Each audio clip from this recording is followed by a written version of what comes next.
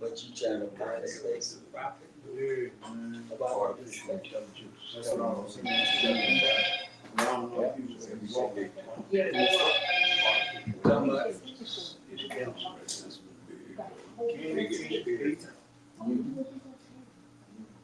That's all I need.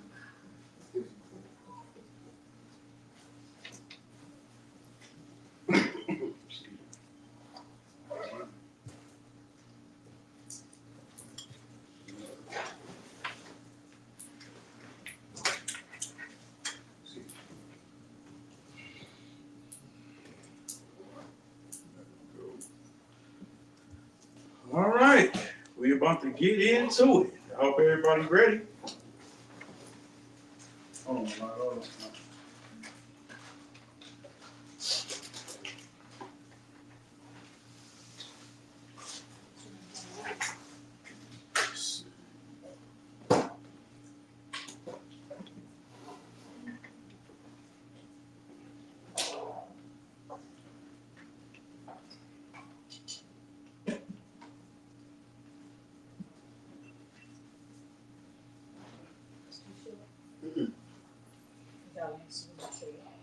It's cool.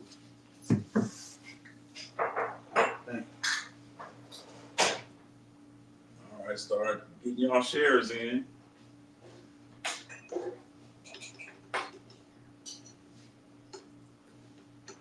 Gotta get rid of this. Okay.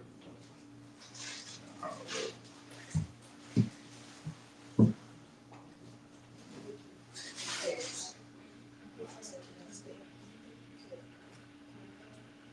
There we go. That's perfect.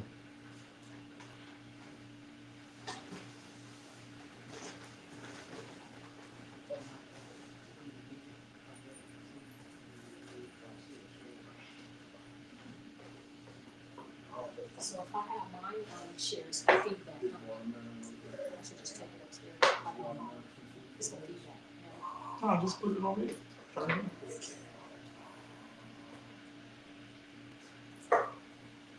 Matter of fact, I kind of want you to go upstairs to make sure that it's doing right. Go on Facebook right now. Okay. Okay. You gonna put it on your page? You just- It's already here.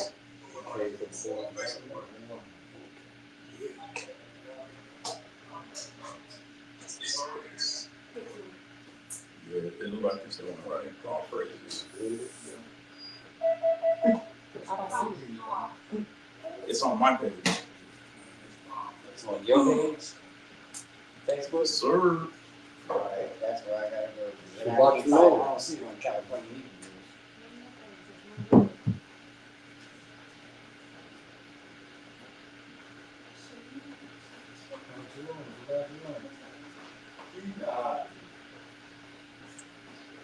Shabbat fam.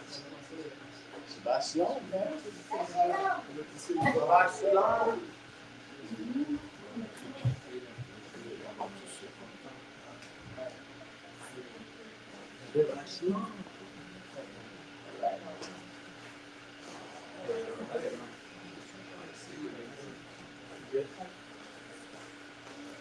Oh, I see. All right, Yanni, here you go.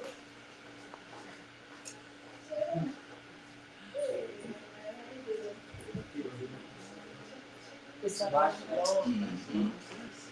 Shabbat shalom, sir.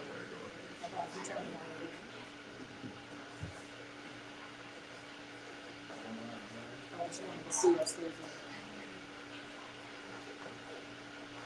Corey, put it on our California Hebrew page too. CA. Susan Isaac. Oh, I'm go on your page. go to California. I was on California Hebrews, but no. The California spelled out. Yeah. Oh, that California one spelled out.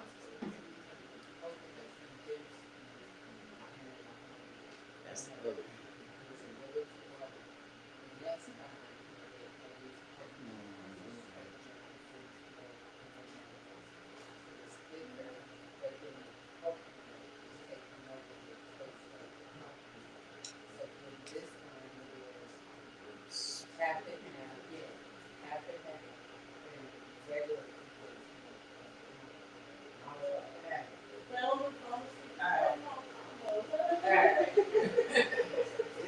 why I ain't been able to find it.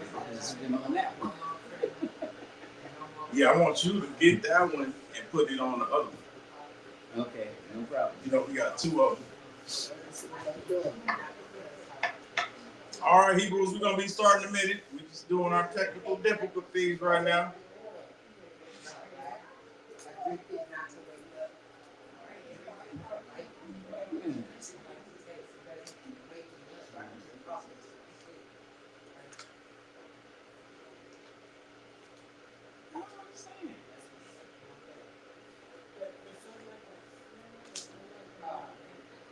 It's showing a bunch of groups.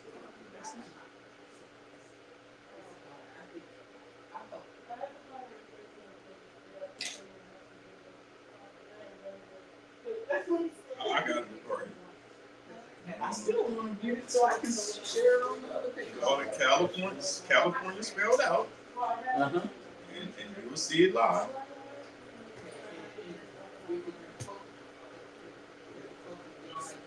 That's right. And when I press on that, I get a whole bunch of groups. I don't get California groups. I can't help you right now, but I know.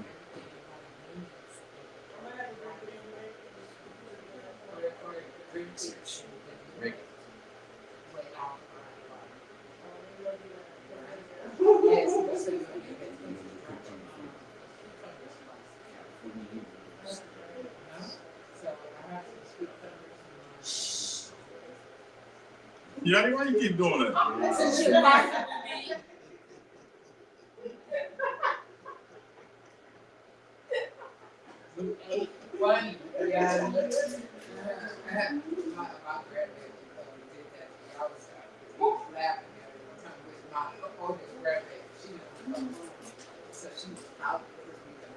Will there be any events?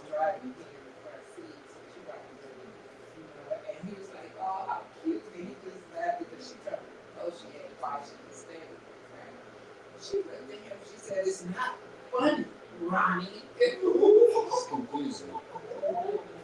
I got pictures showing a gang of pictures of everything, but I ain't seeing.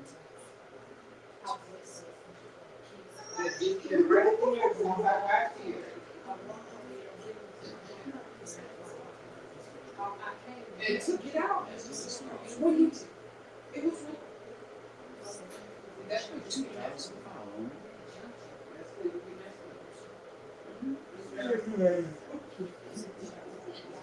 Contact us. There it is. Now I got it.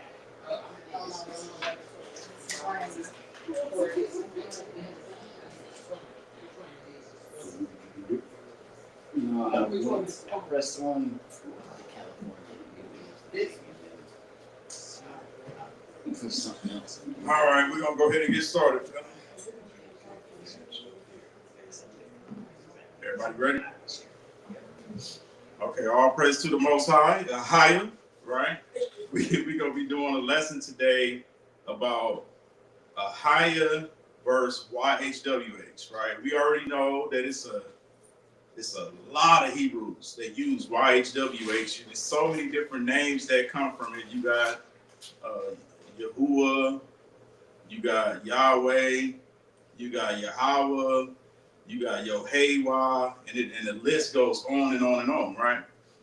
So what we're going to do is we're going to show you why we choose AHAYAH over YHWH, right? So a lot of people, when they dealing with this name thing, right, what they don't do is they don't investigate where YHWH came from. They're so stuck in the Hebrew, right? They just want to speak Hebrew so good, you know what I mean? And they want to pronunciate everything the way, I know the Hebrew, how will you, who will you, how, you know what I'm saying? They want to be like that. But that's probably not where the name come from, because at the same time, this is what we're praying to, right? I didn't heard arguments, from people when the evidence start coming out and being put on the table. They want to say, oh man, if YHWH ain't the name, then the whole Bible need to get thrown out. Did we throw the whole Bible out when we found out Jesus wasn't Christ's name? Right? So why is it so far-fetched that they would that if they play with Christ's name, they're not going to play with the Most High name?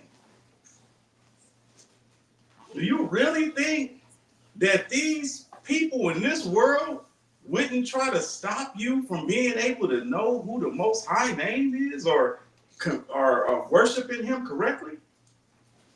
Because remember, we get on our knees and we pray to these different names, right? And so without full investigation of what you're praying on, right? Because when the evidence starts coming out, they want to start running. They want to run from the evidence, right? But why run from the evidence if we supposed to be in the truth? We in the truth, right? If the truth is the truth, right? So for me, I want to call on the Most High God of Abraham, Isaac, and Jacob. That's my goal, right? My goal is to pray to Him, right? So for me to do that, I had to investigate this thoroughly to really find out which one it really is, right? Because it's gonna get deep. It's gonna get super deep. And for the people who heard this lesson before, everybody know that every time I do a lesson, I'm always adding more. I got so much ammo, you know what I'm saying? I just add a little bit more every time, right? So it's gonna be a little bit more added to this. So it might be something like almost brand new for you that heard it before, right? Okay, so we're gonna dive into this, and so let's get into it. Okay, AHAYAH verse YHWH, right? The Tetragrammaton. But before we do that, let's go to Isaiah 41:21. What does it say right there? Isaiah 41:21. Produce your cause, saith the Most High. Bring forth your strong reasons, saith the King of Jacob. Let them bring them forth and show us what shall happen. Let them show the former things, what they be, that we may consider them, and know the latter end of them, or declare us for things for to come. All right, so basically this is saying if we have something that we want to bring it out, this is the order that we do it. And we bring out all of the facts, everybody consider it, and then what it say after that? Show the things that are to come hereafter, that we may know that you are God. Yea, do good, or do evil, that we may be dismayed and behold it together. All right, so that's what we're gonna do. We're gonna behold all of this information together, right? So this ain't no shade on somebody who called on YHWH. We don't look at it like that. The way that we look at it is that it's a level of studying that people need to do, right? So if you ain't on that level, we don't demonize you because you calling on YHWH, right? That ain't the route that California Hebrews take, right? A lot of my ox that I kick it with, don't none of them call on AHAYAH, right? So I'll be the only one doing it, right? Amongst my brothers that I've been knowing for years, right? But and so what we're doing is we're bringing out information that you probably haven't researched yourself, right? So now, if the information starts coming out, right, and you see that there's an error somewhere, right, be strong enough to say, you know what, man, I'm going to change, right? A lot of leaders over congregations are afraid to say that or change something that they see that's wrong. And so when they start seeing that it's wrong and then they continue to start preaching it, that's when you're going to be in trouble. That's why I can't use the YHWH, because I have studied myself out of it. You know what I'm saying? I didn't went so far into the information. It's no way that you would ever hear me use YHWH. It just wouldn't happen because I have studied myself to be improved. It's just like you was a Christian, you became a Hebrew, used to call on Jesus, and now you got all the information. Are you going to still call on Jesus now? That you a Hebrew Israelite, and you know that there was no J's in the Hebrew at all, right? So you going to go back to that, or you going to stay where you are in study, right? So that's where we at right now. So let's read Psalms 22, verse 22. I will declare your name unto my brethren.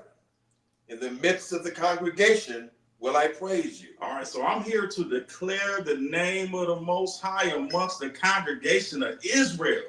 Right? That's what I'm here to do today. Right? So now, Exodus chapter 3, right? So we know that Moses wrote the first 5 books of the Old Testament, right? So Moses is the one bringing out the information about the Most High. This is where we getting our information from, the first part of it, right? So now, Exodus chapter 3 is very powerful because Moses asked the Most High what his name was, right?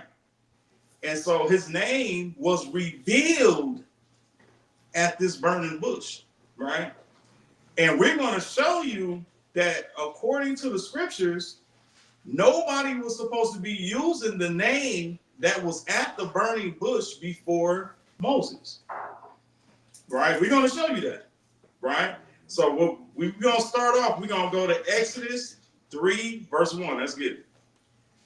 Now Moses kept the flock of Jethro, his father-in-law, the priest of Midian, and he led the flock to the backside of the desert and came to the mountain of the Most High, even to Horeb. And the angel of the Most High appeared unto him in a flame of fire out of the midst of a bush. And he looked, and behold, the bush burned with fire, and the bush was not consumed. Okay, so he said, an angel of the Most High appeared in the flame of fire, right? A lot of people don't know, or some people do know, right, that angel is a messenger from the Most High, right? Mm-hmm. So even though it was an angel there, he was delivering the message of the Most High, right? So let's get that clear. Let's keep going. And Moses said, I will now turn aside and see this great sight, why the bush is not burnt. And when the Most High saw that he turned aside to see, the Most High called unto him out of the midst of the bush and said, Moses, Moses. And he said, here am I. Mm-hmm. And he said, draw not near here.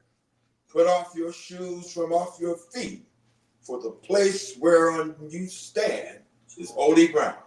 Wow. Moreover, he said, I am the God of your father, the God of Abraham, the God of Isaac, and the God of Jacob. And Moses hid his face, for he was afraid to look upon the Most High. All right. Now therefore, behold, the cry of the children of Israel is come unto me. And I have also seen the oppression wherewith the Egyptians oppressed them. Come now, therefore, and I will send you unto Pharaoh, that you may bring forth my people, the children of Israel, out of Egypt. And Moses said unto the Most High, who am I, that I should go unto Pharaoh, and that I should bring forth the children of Israel out of Egypt? And he said, certainly I will be with you, and this shall be a token unto you, that I have sent you. When you have brought forth the people out of Egypt, you shall serve the Most High upon this mountain. Okay, so verse 12 is very important, right? A lot of people think that the Most High revealed his name in 3:14, right? But in 3:12, guess what? He said his name right there, right? So let's bring it up. So he said, certainly I will be with you, right? So that I will, let's look it up real quick. In the Hebrew, we have Aleph, Hey, Yod, Hey, right? AHAYAH spelled out. Bring right? it out. So basically what he said was, he said, certainly AHAYAH with you, and there shall be a token upon you, right? So it was actually revealed in 12. So he actually said his name there first. Now we're going to keep going though. And Moses said, wait, Okay. That was 12? Okay, my bad. All right, we're at 13 now. And Moses said unto the Most High, Behold, when I come unto the children of Israel, and shall say unto them, The God of your fathers has sent me unto you. And they shall say to me, What is his name? What shall I say unto them? So this is very important. Moses is asking, what is his name? So we're going to bring this out because I heard some people saying that he was talking about the angel, right? If he was talking about the angel, he would have said, what is your name, right? He didn't say, what is your name? He said, what is his name? The name that you came in authority under, right? So we want to know what his name is. So this is Moses asking a direct question. What is the Most High's name? What he say? And the Most High said unto Moses, I am that I am. And he said, Thus shall you say unto the children of Israel, I am has sent me unto you. Okay, so now this is real important, right? Okay, so a lot of people that use the tetragrammaton, right?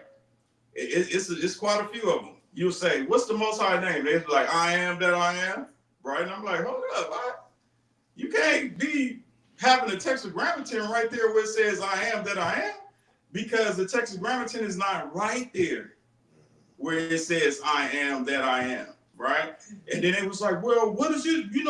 I'm thinking this I am, right? So if you thinking this I am, that's a whole different name, right? So basically, what he said was AHAYAH, ashore, AHAYAH right here. This is what he said. This is what it is in the Hebrew, if y'all can see on the screen up there, right? AHAYAH, ashore, AHAYAH, right? Now, what does AHAYAH mean? Let's get to it. It means to exist, be in existence, right? So this is very important, right?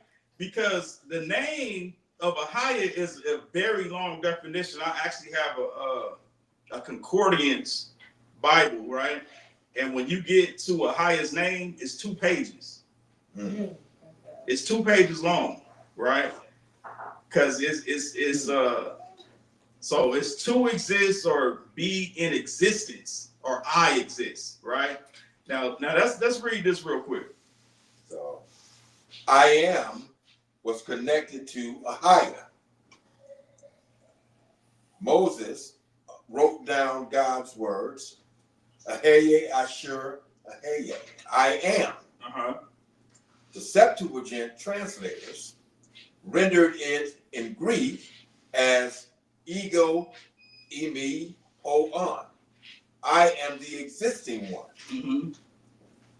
Philo of Alexandria explained the name as revealing the Most High's eternal existence. Mm-hmm. Early Christian fathers, Augustine, Jerome, etc., taught I am shows God's timeless being. Okay, so let's get this straight. Okay, so when we talking about the Most High's name, right? Are we talking about his name in English? Or are we talking about his name in Hebrew? Hebrew. Okay, so in Hebrew, the Most High never said his name was I am. What we actually reading right now is we reading that scholars added the word I am to his name, right? This is why everybody be like, yeah, man, this first person, second person, third person, this, that, and all this, right? But I am was added to it. Now, why was I am added to the Most High's name? Because his name means so much and it's so powerful, right? They was like, how can we condense this to one name? Like one little word that mean him, right? So when they said I am, they was like, oh yeah, because that's like existing. That's like he is everything, right? So this is how that started, right? It really doesn't say I am that I am. This is scholars adding I am that I am to it. He really said I exist that I exist. That's what he really said, right? But they added I am because the name was so broad and so powerful and has so many different definitions. It was almost endless that they had to put I am there just to condense it down to one word. Are y'all understanding this, right? So now let's keep going though. It's about to get deeper.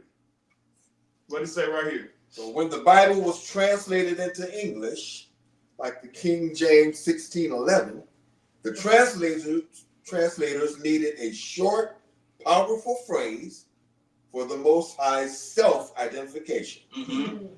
They chose I am Mm-hmm. because it best captured the present, absolute existence implied in Hebrew. Did y'all hear that?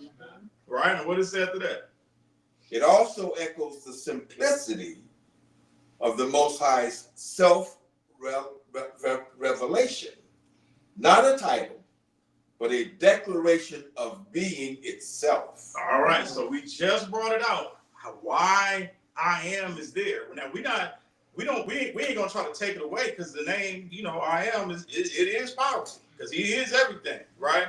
But if we get technical and we sit up here doing a debate about the name, right? And you want to use an English name, an English word, right, to clarify who the Most High is, and then you want to get everybody to stick to that, right? Because I'm going to show you something, because these are Jewish scholars that just said that they added I am to AHAYAH. Right? So you got to, let's put that in our notes. They added I am to it because the definition was so broad that they had to condense it to one word, right? And I'm not saying that it's wrong, but I'm going to show you what happened. It's like we bringing out evidence right now. We study it, right? So let's keep going. All right, what does it say right there? So the theological emphasis.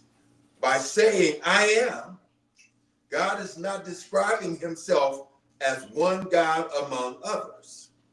He is saying, I exist eternally, without cause, without beginning, without end. This separated him from pagan deities that had names tied to nature, idols, or roles.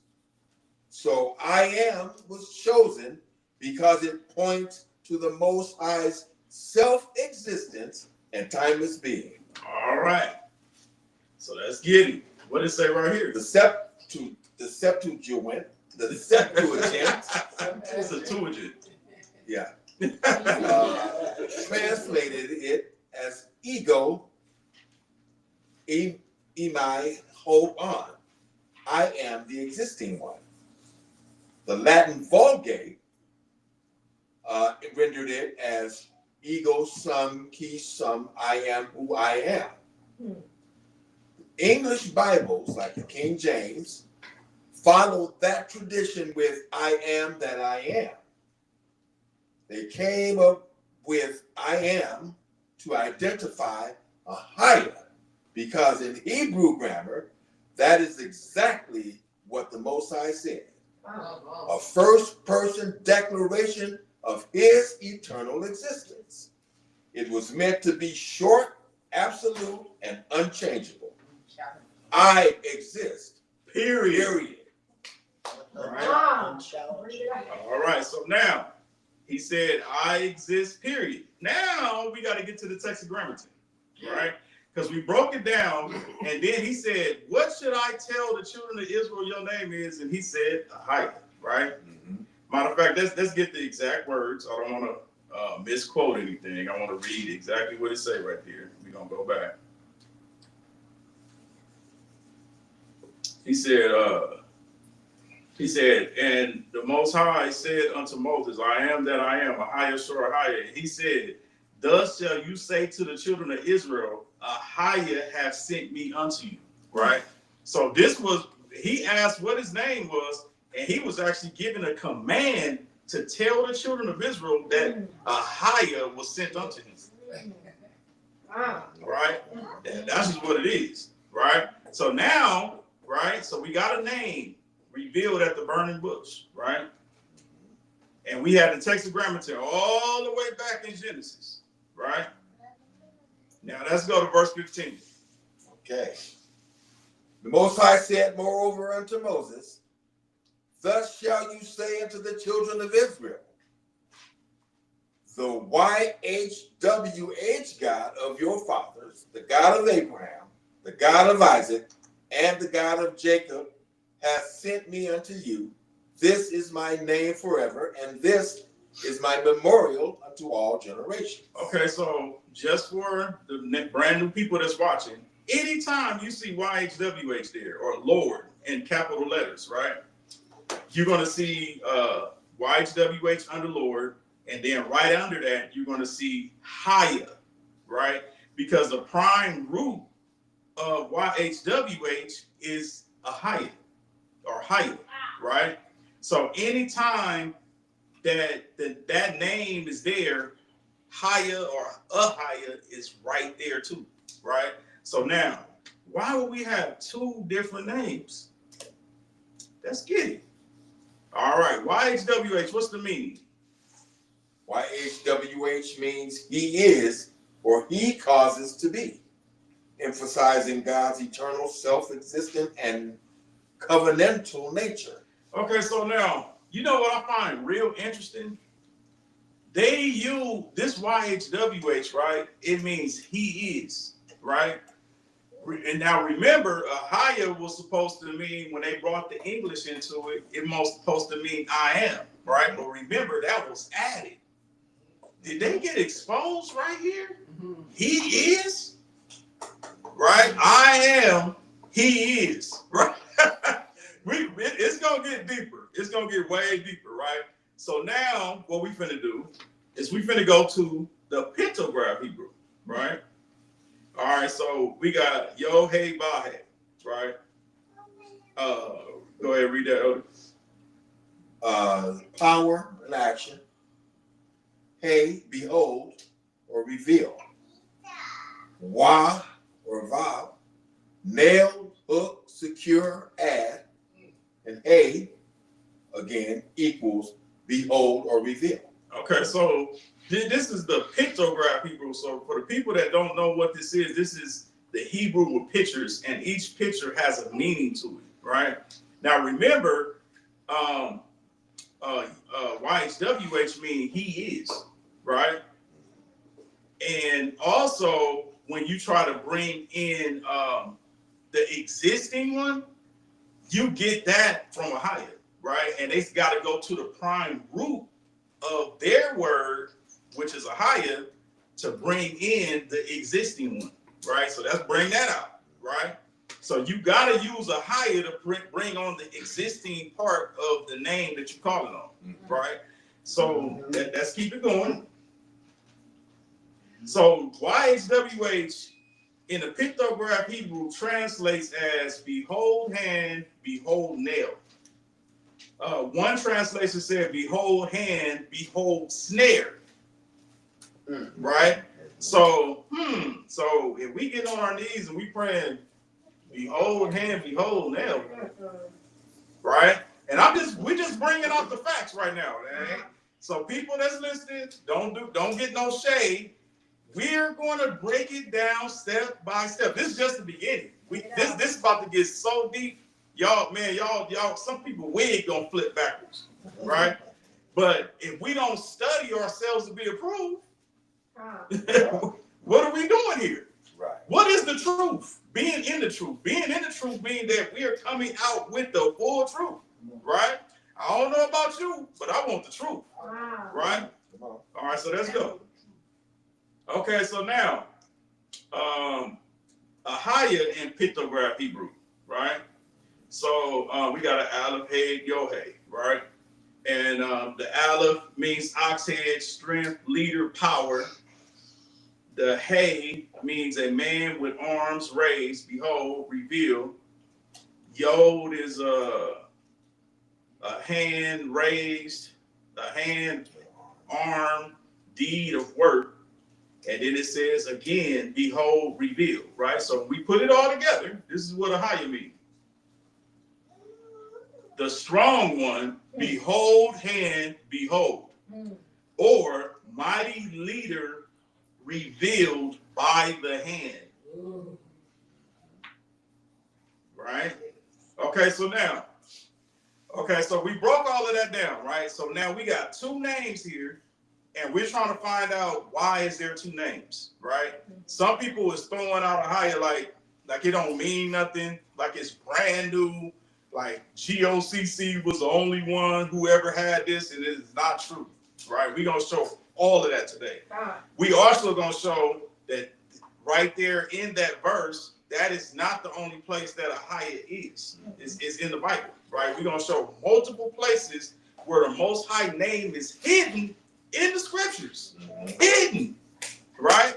And we're gonna bring it all the way out, right? Because I know AHAYah wants this to come out, right? Yeah. Because if this is his name, we believe is his name, right? But so let's just say we right. Don't you think the Most High want his name to come completely out and for us to stop calling on something that ain't his name? And everybody shaming AHAYah when AHAYah is, if you look it up, it ain't tied to nothing evil, right? But when we look at your name tied to all kind of evil, right? And we bringing it out, right? We bringing out artifacts. Bring it out. We bringing out history. Bring it out. Man, it's going down. It's going down, right? It's going down.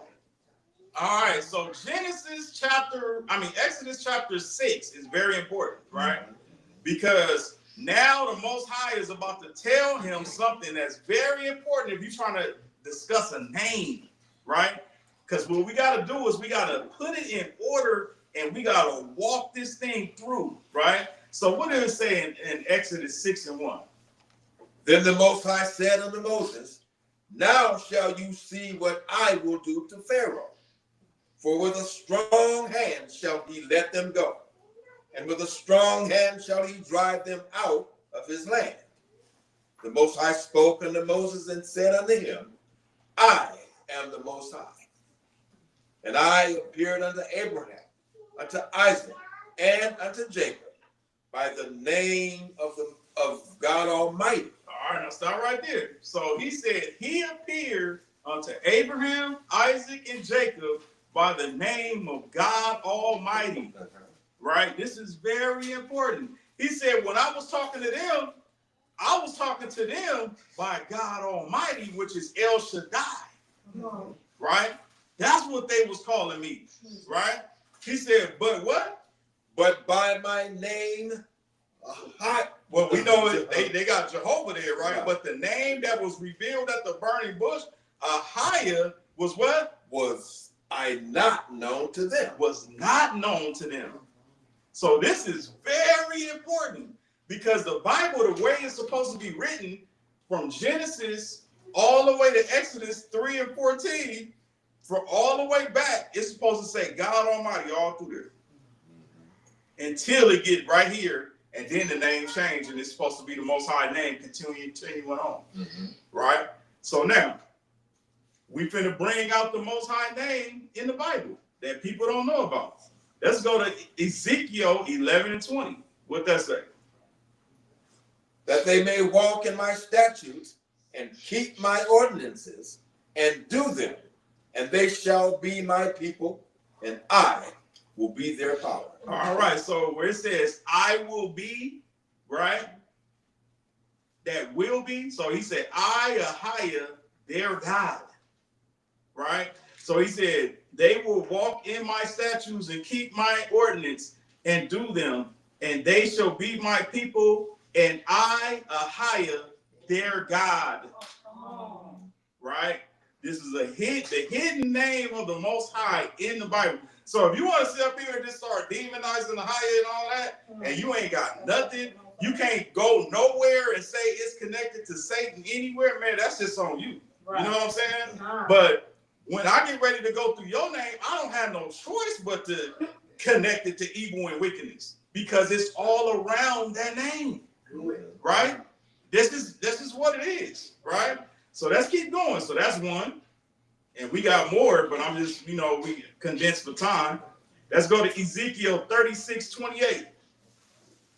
And you shall dwell in the land that I gave to your fathers, and you shall be my people, and I will be your power. All right. Again, This is what he said. And you shall dwell in the land that I gave your fathers, to your fathers, and you shall be my people, and I, AHAYAH, your God. Once again. All right, Hosea 14:5. What did it say right there? I will be as the dew unto Israel. He shall grow as the lily and cast forth his roots as Lebanon. All right, so this is very powerful, right? In the beginning, right? He said, I will be, right? That I will be is AHAYAH, right? He said, I, AHAYAH, as the dew unto Israel. Y'all see that? Mm-hmm. All right, so let's get another one. Zechariah 8:8. And I will bring them, and they shall dwell in the midst of Jerusalem. And they shall be my people, and I will be their God, in truth and in righteousness. Now, everywhere that I'm bringing out this name, it is really spelled out. It ain't just higher. It is AHAYAH with the aleph in front of it and everything, right? So it's fully his name spelled out, right? So he said, I will bring them, and they shall dwell in the midst of Jerusalem, and they shall be my people, and I, AHAYAH, their God. Once again. All right, so now we was in the Old Testament. So that's bringing out the New Testament.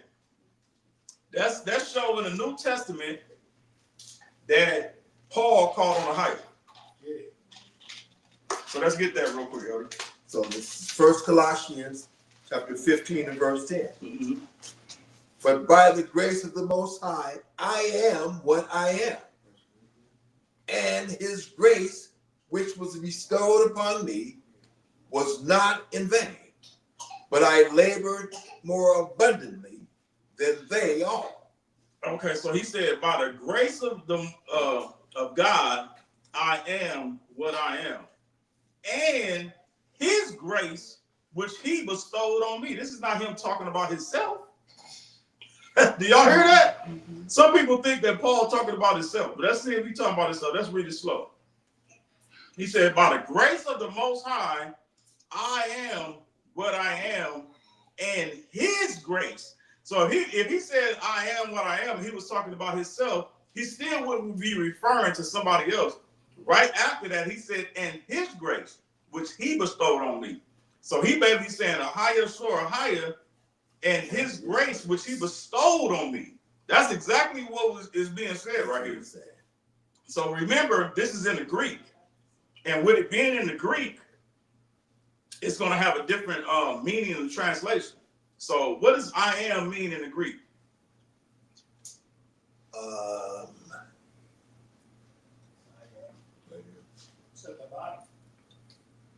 First person singular present indicative. Mm-hmm. A prolonged form of a primary and defective verb.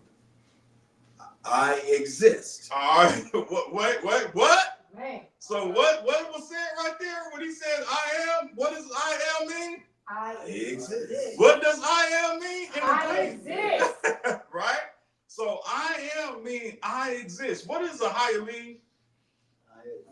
If we was to translate that into Hebrew, what would be the name? If we translate it into Hebrew, AHAYAH. it will be AHAYAH. Right? So I exist, and then it says what, right? So that word what, right? When you look it up, it can even mean what, who, which, that, one, right? So remember, they put what there to throw you off. I am that I am, right? So it's in the definition, is that there? Yes, it is. So he said, I exist, that I exist, which is AHAYAH, AHAYAH, in the New Testament. You can argue with that all day long. You can't do it. He said, but the grace of the Most High, AHAYAH, AHAYAH, and his grace, which he bestowed on me, was not in vain. All praise to the Most High, AHAYAH. Oh, praise. Okay, so now let's get deeper. We're going to phase 2. The Kabbalah. The Kabbalah. Right? I'm not holding this book up like it's a great book. Don't get this twisted either. Right. This is not no great book. Right. But you know the Jewish people are gonna try to tell the truth ever so often, right? You know they got all our manuscripts, they got all our information, and they try everything in their power, right, to stop us from getting our information that we need, right? One interesting thing that's in this book, right? Hold on, oh, there you go.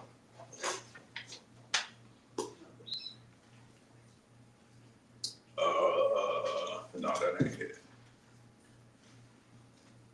Okay, well, while Elder doing that, I'll be finding it, right? But they have so right here, right, on these pages, right? So I always tell this story when I talk about this book because the Most High led me to it. Okay, so when I came into the truth, I was calling on AHAYAH, right? But I was preaching with somebody who didn't call on AHAYAH, he called on Jehovah, right?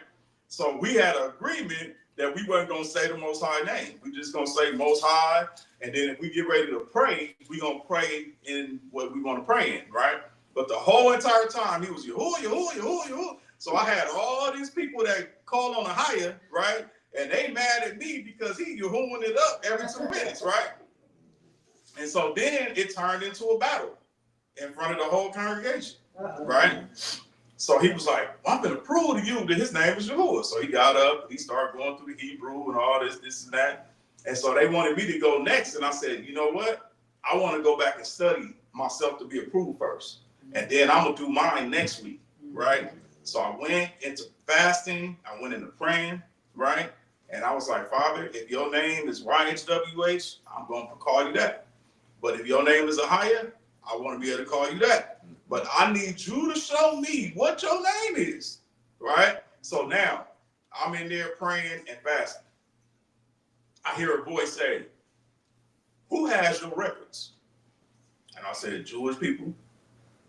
And then he said, fine. Like, so as soon as I heard that, I was like, dang, so they got our records. So what should I do, right? So I ended up going to the bookstore. The first book I seen, it said, it says, I am is a verb, right? Because it's I am is a verb, right? And then it was a whole thing about that. I didn't even grab that book, but it was just like, I was like, wow, that's powerful because a noun is a person, place, or thing, right? A verb, Most High name will be more of a verb because he creates person, places, and things. He's not a person, place, or thing. He creates persons, places, and things, right? So then the next book I look at was this. I just grabbed it, opened it up like this, and it was right on the right page. Wow. Right? So this book actually says right here, look. I'm going to let Elder read it so y'all don't think I'm lying. Right there. So it says, AHAYAH, the name revealed at the incident of the burning bush, is the name associated with Keter, the highest of the Sephirot. All right, so they have a Sephirot, right? And they got all the different names. They got YHWH, they got Elohim, Elohim, El Shaddai, and it's just like every name you can think of that call the Most High, right? But on the very top, they got AHAYAH. Right? And they say that this name to them is unspeakable, right? And then they try to say that YHWH is the unspeakable name, but AHAYAH is the greatest name on their chart, right? So now, this is the Jewish people telling you that a name was revealed at the burning bush. And what was the name? AHAYAH. This is in the Kabbalah, right? Can't get past it, and I got it up here on the screen for you, right? Mm-hmm. All right, so now let's move a little bit forward.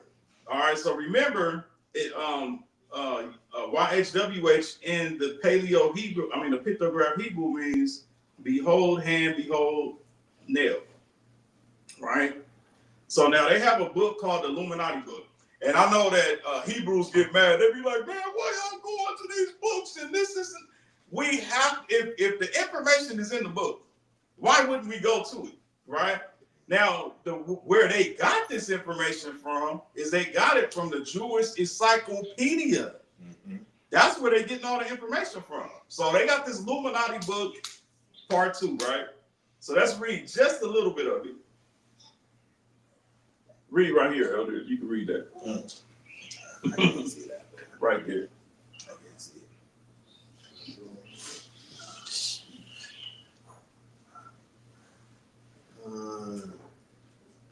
The foundation of Kabbalism, is identical to Satanism. Right there. The reversal of the roles of God and Satan. It is the pursuit of hidden or occult knowledge which allows one to achieve God-like abilities by calling on the so-called names of God. Mm-hmm. These are the names of fallen angels or demons or spirit guides who are the gatekeepers to occult knowledge. While not all Jews actively practice Kabbalah, they all accept the highest Kabbalistic name as their God, YHWH. Mm-hmm. The infamous Kabbalist and Satanist Aleister Crowley writes. So hold up. Okay, so he's saying this book is going into the history of what Aleister Crowley, and if you don't know who Aleister Crowley was, he was like the devil's son on earth, right? So they saying that Aleister Crowley said, what about the tetragrammaton? He said, there are thus 72 angels. These names are derived from the great name of God. Mm-hmm. The name is Tetragrammaton, commonly called Jehovah. All right, now he said the tetragrammaton, anytime you hear the tetragrammaton, they saying the 4 letters, YHWH, right? Mm-hmm. Jehovah and Yahuwah and Yahweh is the same thing. It's just like, just say Jehovah, y'all say Jehovah, right? And then put a Y. Instead of take the J off and put a Y there, and what is it? Jehovah. So now you have those 4 letters, YHWH, right? We know in English, right? Jehovah means the God of wickedness, right? Hova means wickedness, and then Yah or Jah means God or a master, right? You hear some Hebrew women calling their husbands Yah. That's a word of master, right? Some people use Yah as the Most High name, but Yah can just be any God. It don't have to be the Most High, right? So a lot of people say the Most High, so you know that it's being clear that I'm talking to him. They have referenced the Most High name as Yah in the book, in our Bible, right? But people try to use Yah and Jah as different gods. You know what I'm saying? So, all right, what did Aleister Crowley say? He is the supreme Lord of the whole universe. A number of other secret pronunciations of YHWH are used in the occult in addition to Yahweh and Jehovah. Of the 54 sacred names in the Jewish Kabbalah, the primary one is YHWH. The sacred name of,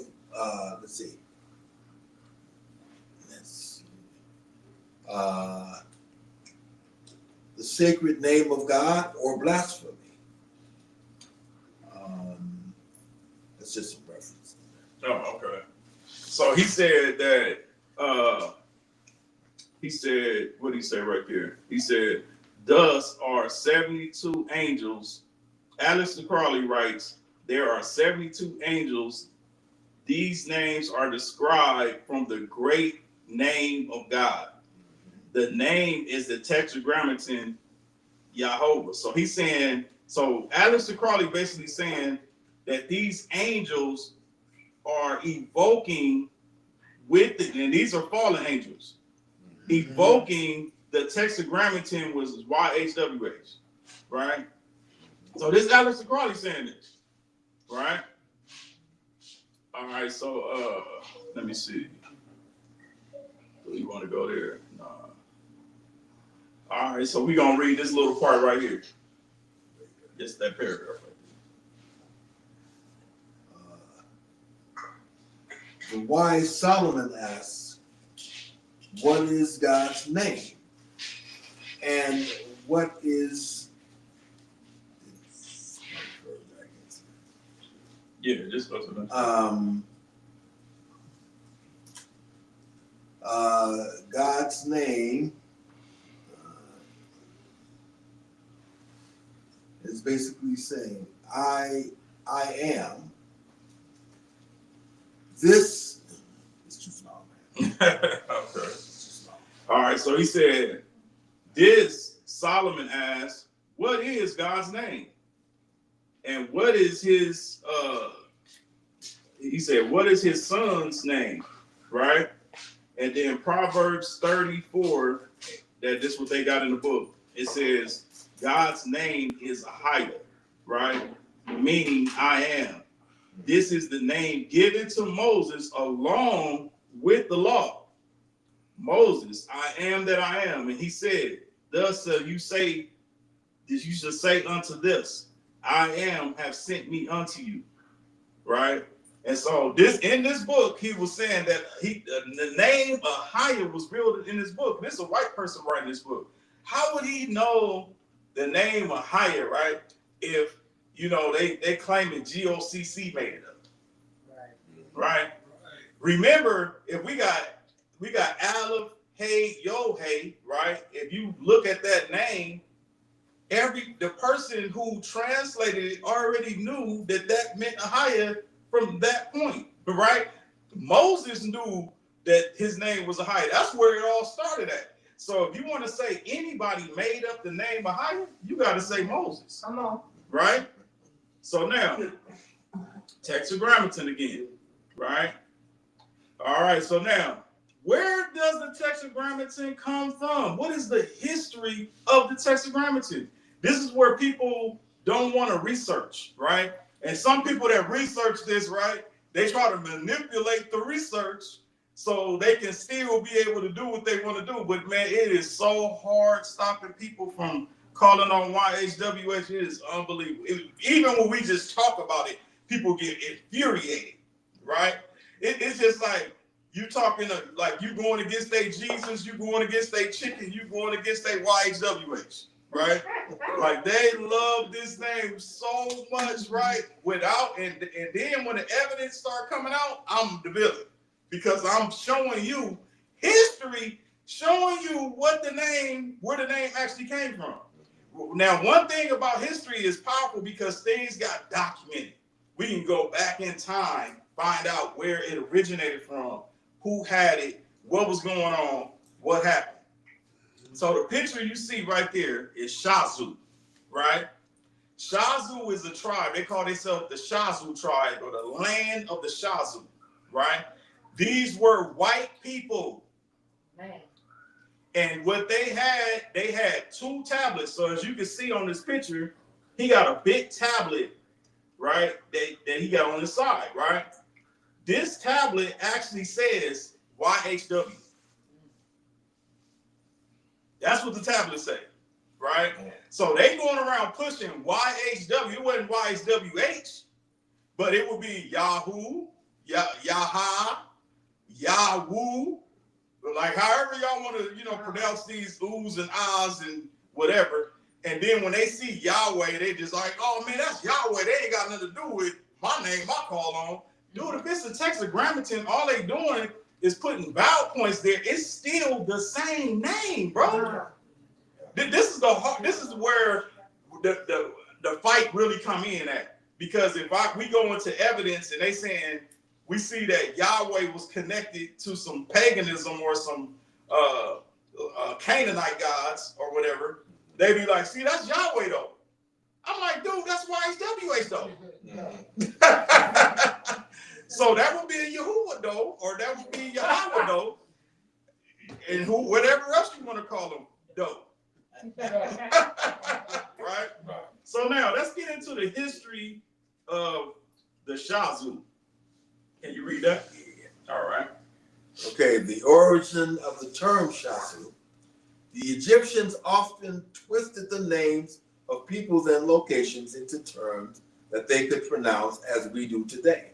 For instance, the Quraysh designation for Edom and Moab was Aika, which appears in Egyptian texts as Atika. The same thing happened with the name Shazu, which is the Egyptian designation for Esau. According to Strong's, Esau is a derivation of the word asa, which means a primitive root to do or make in the broadest sense and widest application as follows. Accomplish, advance, appoint, apt, be at, become, bear, bestow, bring forth, bruise, be busy.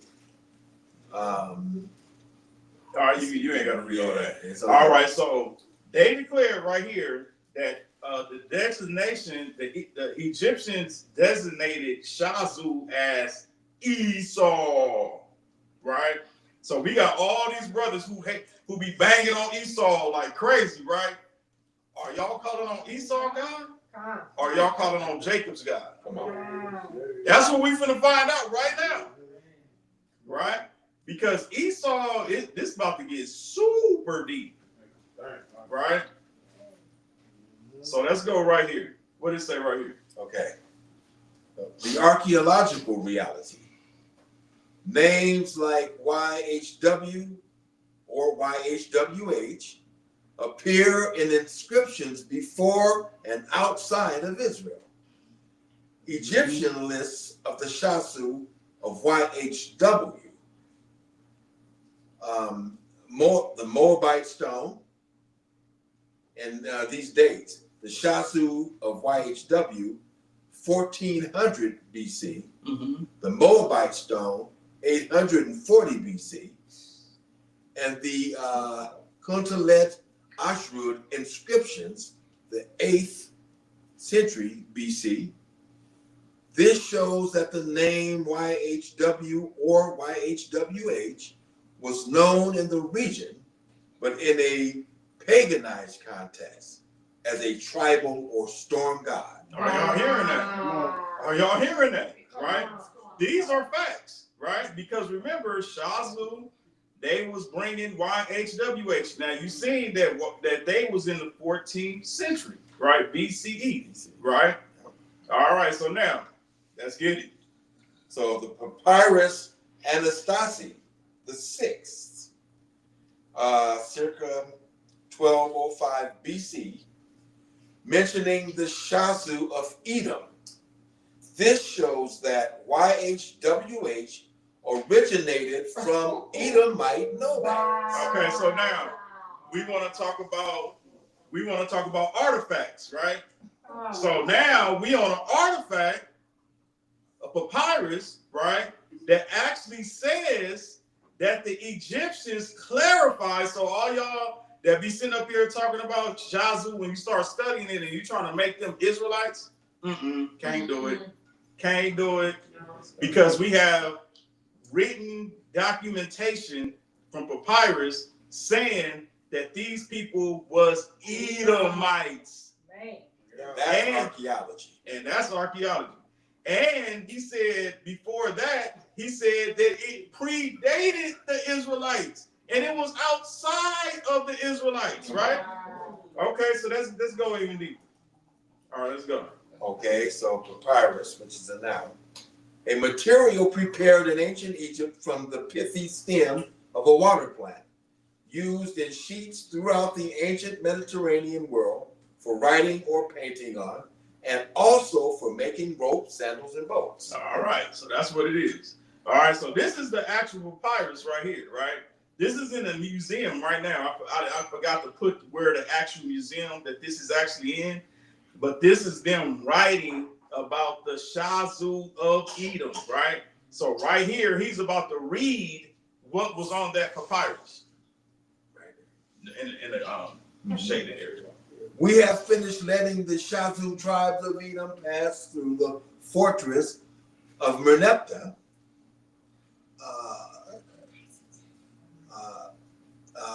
Etep Hermaat, life, prosperity, health, which is in Jeku, to the pools of Per Atum of Merneptah, Etep Hermaat in Jeku. All right, we ain't gotta read all that. Yeah. Okay, so now we seeing that the papyrus actually said, written by Egyptians, clarifying that what? Shazu was Edom. We letting them pass through. So now we know Edom wasn't worshiping the Most High. Right. And we gonna show that too. Bring it out. They wasn't worshiping the Most High. Bring it out. Right? And so now, if they predate, now this is about to get serious right now, buddy. Because if they predate Moses, right, before the burning bush, you trying to say that Esau gave us the name? Man. You saying Esau had the name of the Most High before we did? All right, what this say right here? The Shazu were groups of semi-nomadic pastoralists who lived east and south of Canaan, mainly in the Syrian desert. Transjordan, Edom, and Midian, modern southern Jordan, Israel's Negev, and northwestern Arabia. Egyptians used Shazu as a general term for wandering desert tribes, often seen as raiders, herders, or mercenaries. The first mentions in Egypt. 15th century BCE, Pharaoh Thutmose III lists the land of the Shazu in his military campaigns. 14th century BCE, at Soleb Temple, Amenhotep III, an inscription mentions the land of the Shazu of YHW. Wow. Possibly the earliest record of the name Yahweh. Are y'all hearing this? So we saying that Esau was walking around with the covenant and all us? You know what I'm saying? He was dealing with the Most High and we wasn't? Like, come on now. This is serious. We just read that he appeared to Abraham, Isaac, and Jacob by God Almighty, which is El Shaddai. They didn't know no YHWH. So it's either he got revealed at the burning bush and it was YHWH, or we got revealed at the burning bush, it was AHAYAH. It's one or the other, y'all. We bringing all evidence to the table. We bringing it out right now, right? It ain't no, you can't shake yourself out of this. You can't be like, well, look, you can do all that. But if you want the truth, right, just keep on listening, because we digging, we studying together. That's what we doing right now. We studying together. Some people, I don't even want to hear this, blah, blah, blah, blah, blah, blah, blah, because you don't want the truth. Now, if you praying to the devil, you don't want to know. Right. I want to know. Come too far. Right? Man. All right, so, yeah, get that. So the 13th century BC, at Amara West, or Seti the First, or Ramesses II, and later Papyrus Anastasis VI, Merneptah's reign, 1205 BC, the Egyptians refer to the Shazu of Edom. Wow. Okay, so that's what we just read, right? What this say? When the Egyptian scribes wrote Shazu of YHW, they were not giving us a theological definition. Shazu equals nomadic, semi-pastoral groups from the deserts of southern Canaan, Edom, and Midian. YHW equals a place or deity name associated with one particular group of Shazu. So to the Egyptians, it simply marked these people as those desert nomads who come from or worship YHW. Mm-hmm. All right. So basically, oh yeah, we got to read that. So later, during Ramses II and Merneptah, 13th century BC, Egyptian topographical lists also record Shazu groups, some tied to specific places, including YHW, and the dating. Mm-hmm. The earliest attestation is generally placed in the late 14th century BC. Scholars debate whether this shows the worship of Yahweh among the Shazu nomads before Israel adopted the name, or whether it points to Yahweh's origins in the southern deserts of Midian, Edom, and Seir. Mm-hmm. Shazu of YHW in Egyptian records. The first known mention of the Shazu of YHW is in the reign of Amenhotep III, which was 1380 to 1350 BC. They are also referenced in lists from Ramses II and Merneptah, Moses' traditional time frame. Biblical chronology, depending on interpretation, places the Exodus anywhere between the 15th century BCE, based on 1 Kings 6 and 1, counting 480 years before Solomon's temple, then the 13th century BCE, around 1260 BCE, during Ramesses II, based on the mention of Ramses in Exodus 1 and 11. So the comparison. The Shazu reference to YHW in Amenhotep III's reign is before or around the earliest proposed time of Moses. If one follows the 13th century BCE Exodus view, then the Shazu references to YHW appear at the same time or even slightly before Moses. All right.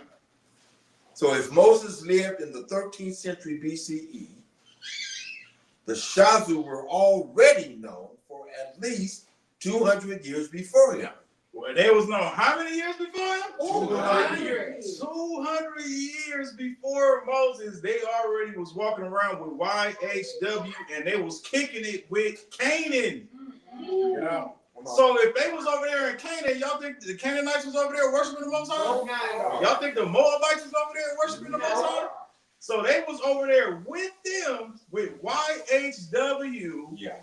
Wasn't worshiping the Most High. We're gonna get that straight. We're not gonna sit up here and say Edomites was worshiping the Most High and all the time that they separated from Jacob. That don't make no sense, right? So it was 200 years before Moses. So what is after that? If Moses lived in the 15th century BCE, the Shazu still predate him by a few decades. They are first attested in Thutmose III's lists, which overlap with that timing. All right, so there it is. They predates them, and so let's get this last part in. What? So the Shazu predate Moses by somewhere between 50 to 200 years. Come on now. Depending on which Exodus date you use. Now, if y'all want to go around saying that Esau had the name before us and they showed us what the name was, they was the one who, because they got some scholars that saying that Esau brought the name to us. Right? And we, because they say we adopted that name, right? Through Esau, right? So they taking away all of the power of the Bible saying that Esau brought us something, right? We all know the Most High said he deals directly with his people. Right. He said the other nations are like spittle, a drop of a bucket unto him, right? Okay, so now we finna get deep. Now you can see this, right? Yeah. Okay, so now this is Jewish Encyclopedia. So what did the Jewish Encyclopedia say about YHWH? Let's read about it. Y'all ready? Yeah. Because it's phase 3 right here. This phase 3. Let's start right here. But such expressions would never have come into use had there not been a time when people actually had a sensuous conception of deity. That this period of naive utterance was not limited to the pre-Javistic age is shown by numerous biblical expressions, such as that he walked in the garden in the cool of day. He ate with Abraham. He wrote with his own hand upon the tables of stone, and the like. Nevertheless, this very anthropomorphic view, or to be more exact, this anthropopathic attitude, this conception of the deity as a being with affections similar to those of a human being, contain the germs for the development of the conception of YHWH as being a mere tribal deity into a universal ethical being.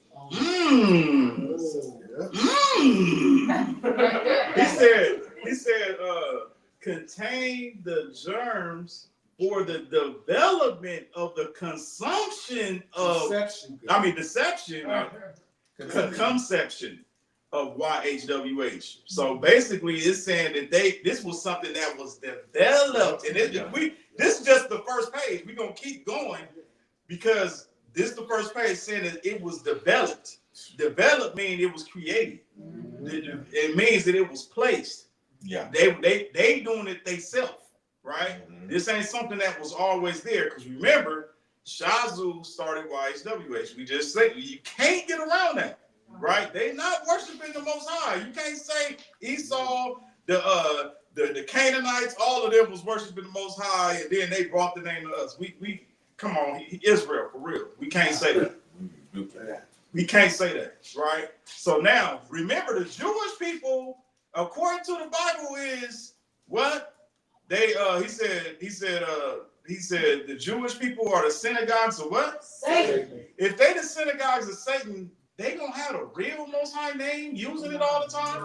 They the one brought YHWH to us. Come on. Right? So now let's keep going.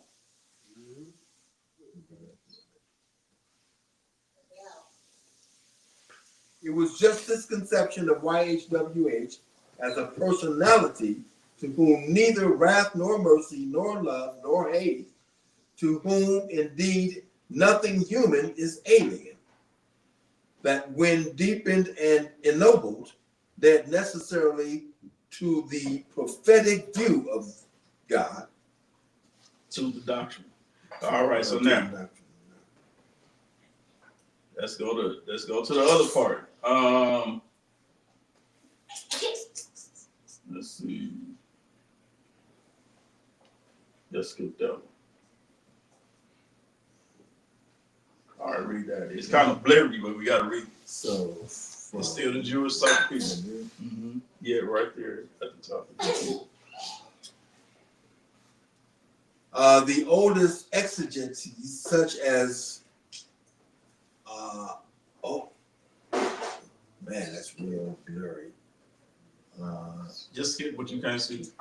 And the Targumim of Jerusalem and Pseudo Jonathan regard AHAYAH and Ashur AHAYAH as the name of the divinity and accept the etymology of Haya to be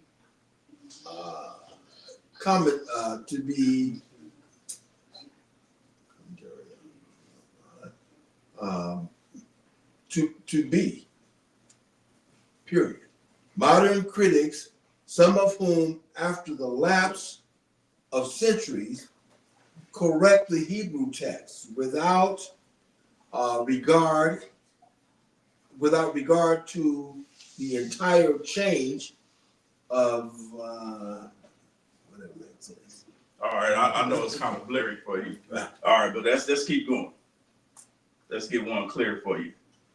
All right, so start right here. Okay.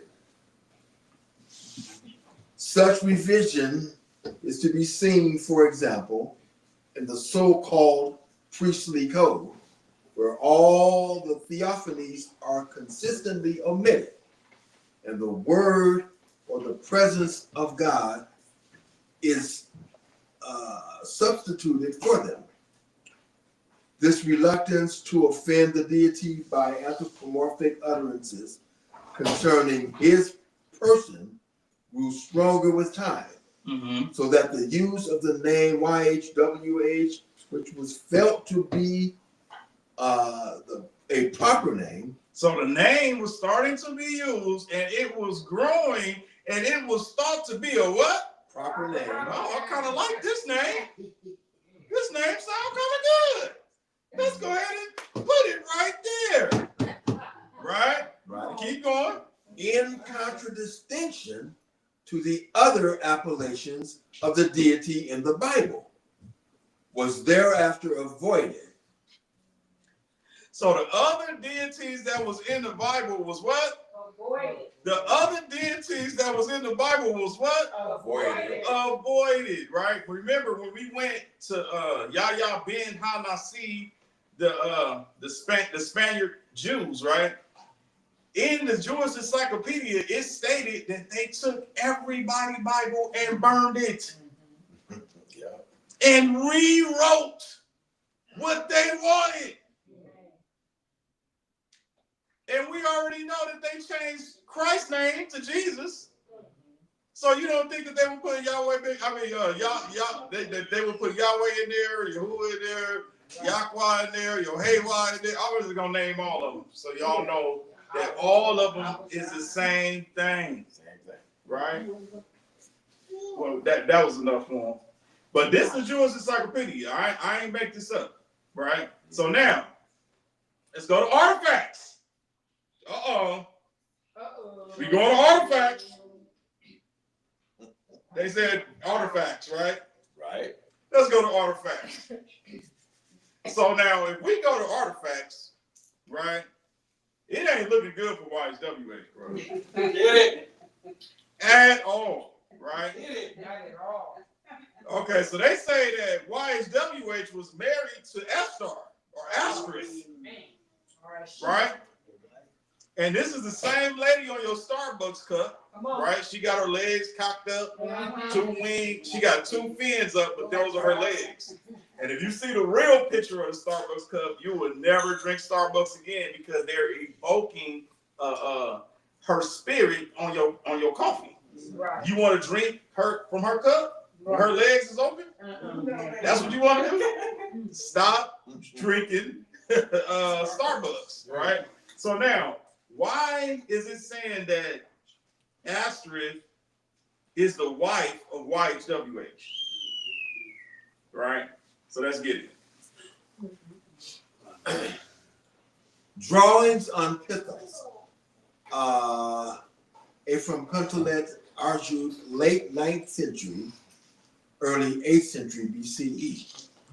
Kuntalet Arjud is an archaeological site on the Sinai Peninsula in present-day Egypt.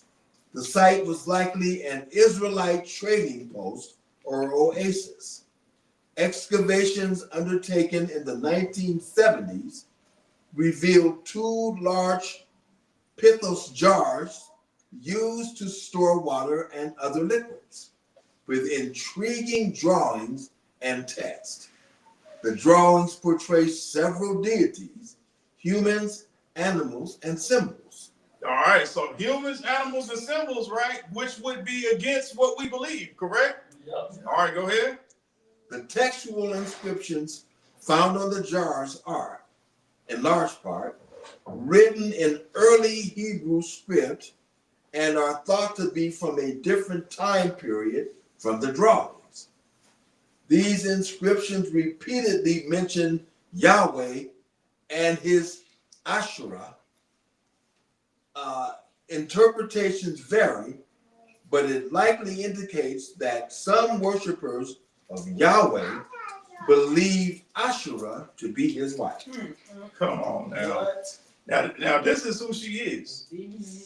This is one of her forms that she take on, right? And this is a fallen angel or a demon, right? So they gonna say that the Most High was married to a demon, right? And then let's read a little bit about it. So Asherah, along with Astarte and Anath, was one of the three great goddesses of the Canaanite pantheon. In Canaanite religion, her primary role was that of mother goddess. Canaanites associated Asherah with sacred trees, an association also found in the Israelite tradition. All right, so remember they called YHWH the god of war at one time, right? So if you Google, right, because remember, Google YHWH, they're going to tell you that it's associated with a Canaanite god, not an Israelite god. Now, it's an Israelite god because the Jewish people pushing it on you and going through AI trying to scrub everything and forcing the name on you. But when you get down to the beyond the surface, like a lot of people, when they want to do research, they only go to the surface. But you got to go deeper than the surface, because we know that if they want to hide something from us, it's like we the Israelites, right? We all know that we the Israelites, right? You go on there and type this, the black people Israelites right now, they're going to tell you no, that we not. We just believe that. But you're going to have to go beyond the surface to get deeper into the information, right? So when you get deeper into the information, YHWH came out of Canaan. Man. So we're going to sit up here and say that our God was over there and he changed over here. He was married to her, but then now we're going to change it to be the right way. No. What is going on here? Now, if I was using YHWH and I still didn't want to just use it, I'm just going to say the Most High, bro. Because there's no way I'm going to use that. Come on. Like, let's just be real. It's too much evidence coming out, right? So we know that Esau, right? His God name was Quos, right? Quos, right? But do you know Quos is a title of YHWH was a title that these names was connected, right? Because remember, Esau was Shazu. So you don't think that they had YHWH over there, right? So what does it say right here? This is who he is. That's Quos. Some scholars suggest Quos wasn't always a separate god, but may have been an epithet or title for Yahweh in the earliest stages. Come on now. So that means that if you basically saying that YHWH is the name, according to this right here, you saying that you worshiping an idol god. Because that's an idol right there. And that name is connected to that idol. Right? So we don't supposed to worship idols. No. But it just was confirmed that this name was connected to an idol named Quos. Right? Go ahead. Both deities were rooted in the same desert homeland, Edom, Seir, or Paran. Over time, as Israel and Edom diverged politically and ethnically, Yahweh became Israel's God and Quos became Edom's God. The similarity of their cults, offerings, titles, storm, war associations suggests a shared origin, or even that they were once identical, only later split. They was once identical and then later split, and then they gave it to Israel, and then we gave you half. Come on, Hebrews. This is what I'm talking about. We gotta go deeper into the studying, bro. We trying to call on the Most High, man. We in the last days. He said, y'all gonna know my name. Right? We finna, man, it's finna get so much deeper. Oh my God. We on phase 3 now? Yeah. All right, yeah, we still on phase 4. All right, read that real quick. Quote might possibly have been a title for Yahweh rather than a name. A further point connecting Yahweh, YHWH, with Quos, aside from their common origin in that territory, is that the Edomite cult of the latter shared characteristics of the former. All right, so the name is connected, and ain't nowhere in the world we sharing no name with no Esau, and it's connected to. We ain't even gonna go to the Moabites. So we gonna skip that. We skipping all that. All right, so now let's get it. So What that say? archaeological versus anthropological. Okay, so now this is very important. These 2 words is very important. Break it down, Elder. What these 2 words mean? So archaeological is the study of human activity based on artifacts, Okay. pots. All right. So it was said that according to AHAYAH, right, we don't have no artifacts, which is true. We don't have none yet, right? Just like when you see the noses knocked off all of the Egyptian gods, right? They knocked all the noses off. Did we find the noses yet? No. But I'm pretty sure if people keep on digging, they gonna find the noses and be like, oh, that's a black nose. That's what we thought. You know what I'm saying? So now if they trying to hide something, they're not gonna give it to you. When they sit up here saying that YHWH is the name, and then they find some artifacts that say AHAYAH on it, you really think they're gonna put that out there? No, not at all. They're gonna hide that. You probably get killed by Jewish people. They had a government come in there, swoop you up, shut up, boy, before we kill you. Right? This is why it's hard for us to find the Most High's name on artifacts, right? But now we're not saying it ain't gonna never happen, Come on. right? But I got something for you. Even though we don't have artifacts, we got this though. Read. We got the anthropological. Come on. And which means the anthropological is the study of anthro means man. So it's a study of human beings, Come on, brother. not through artifacts, but through human behavior, through their customs, through their rituals, through their social groupings, how they move as people. It's a human thing. all right, you heard that, right? Y'all heard that, right? That's what we got. We gonna go through the history of our people and find out the people that studied people to find the name of the Most High. Come on. Ooh, we. Bring it out. I just got the chills right now. Just to find out what the name of the Most High was with our people back in ancient times. Come on. Bring it out. We don't have artifacts, but we got this though. Right. This is just as good. Okay. These are people who studied people to find out in their customs what was being said, who was being worshipped, what the name was. So let's not forget, the archaeology just showed us where the name came from. It was written where the name came from. That's their archaeology. That's their archaeology. We got the anthropological. Come on. That's what we got. Come on. That's what we got. Come on. Right? Y'all ready? Are y'all ready? All right.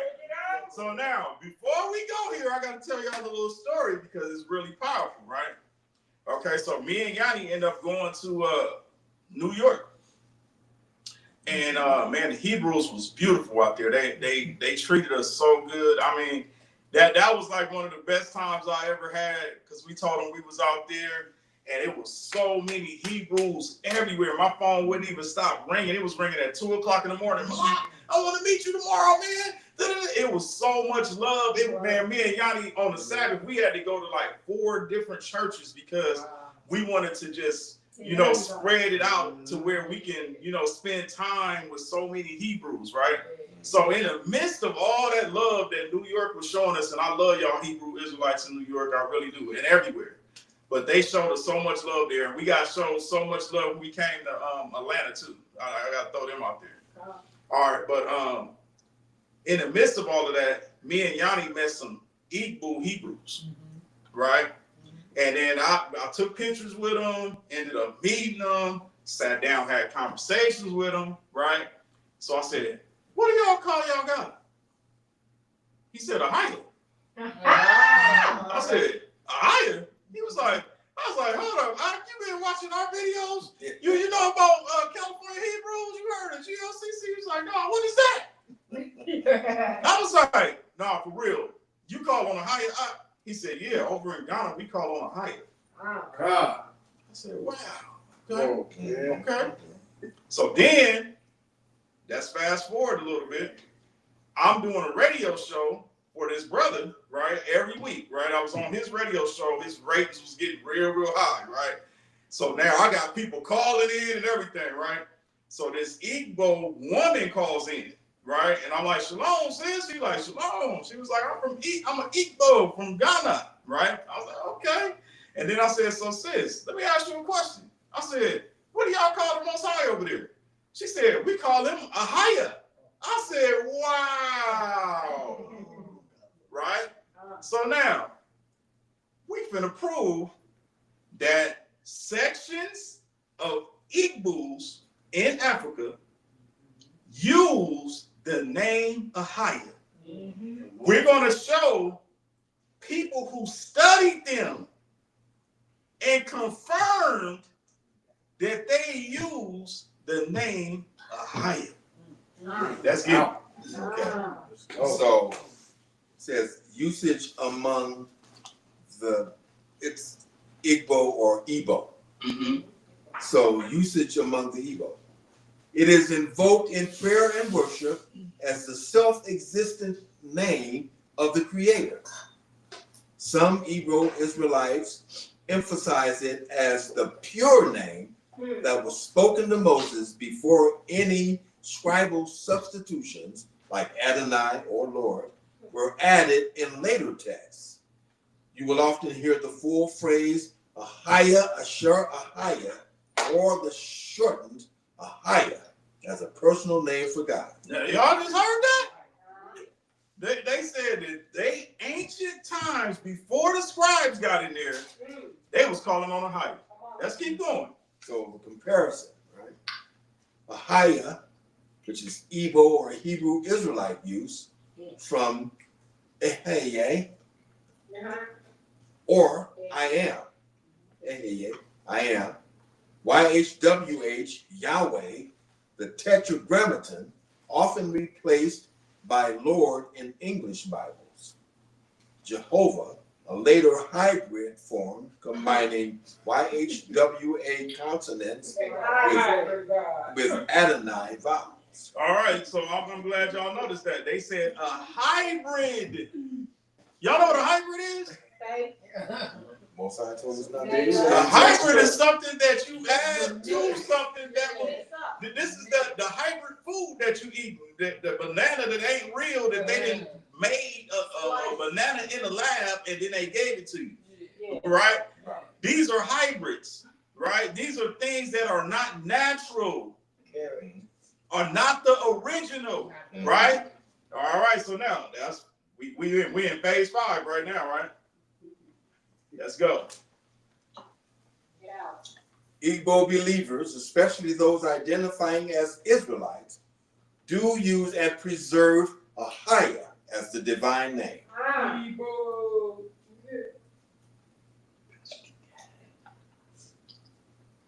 So Igbo and Israelite connection. The Igbo, sometimes spelled Igbo, are widely believed by both themselves and many scholars to be connected to ancient Israelites. Oral traditions say the Igbo descended from Eri, a figure some link to Gad's son, Eri, in the Bible. Early European and Jewish travelers in West Africa noticed Igbo practices that looked Hebrew, which is circumcision on the 8th day, dietary restrictions or avoiding unclean foods, festivals similar to Passover and new moon observances, names invoking Yah or Ah sounds. Because of this, when Igbo communities re-engaged the Bible, they connected strongly with names like AHAYAH as part of their ancient heritage. Y'all heard that? They connected strongly with that name AHAYAH. Let's get it. Okay, so the Tetragrammaton is often vocalized Yahweh. But the Igbo Israelites and some Hebrew Israelite groups worldwide insist the original name given at the burning bush was AHAYAH, not Yahweh. They argue God spoke in the first person, I am, which is AHAYAH. Yahweh, he is / he exists, is a third person form, not the name God gave Moses directly. Thus, Igbo teachers emphasize AHAYAH as the covenant name revealed to their ancestors. Fire right here. What? Fire. Colonial Bible translations. When the Bible was translated into Igbo language, the translators replaced divine names with Chukwu or Jehovah. But many Igbo traditionalists resisted, holding that the older form AHAYAH fit their tongue and spiritual memory better.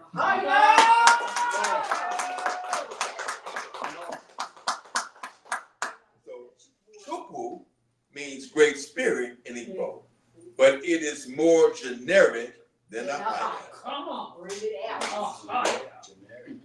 So modern revival. Since the 20th century, Igbo Israelites and Hebrew-rooted movements in Nigeria, the U.S., and the Caribbean revived AHAYAH in prayer, songs, and teaching. It is used especially by those who reject Jehovah. They reject who? Jehovah. And Yahweh. And who? Yahweh. So the Igbos rejected Jehovah and YHWH. Read. Claiming those are later insertions. They are later insertions. Do y'all really think the scribes just gonna be up there? Or they have all this power over the Bible. They ain't gonna insert something. They ain't gonna change the Most High name. They ain't gonna change Christ's name. Come on, man. Come on.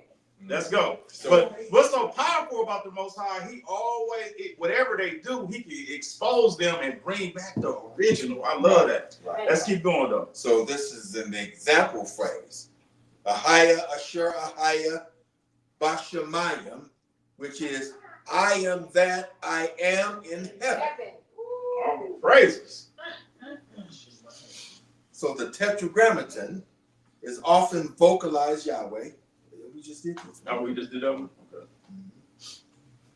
Did we do that one? No. Onyenyechi, or Onyenyechukwu, meaning gift of God. So the breakdown, Onyenye is gift, Chi or Chukwu is God. Older forms used, Yah, Onyenye, Yah, gift of I am. Damn. Chinazak Pere, meaning God answers prayers. The breakdown, Chi is God, Na'azah is answers, Ekpere is prayer. The ending syllable, Za or Ya, connects to the divine suffix. Onye Nwe Ya, meaning the one who owns all things. Breakdown, Onye is one, Nwe owns, Ya, him or it. This phrase is often used in Igbo prayers.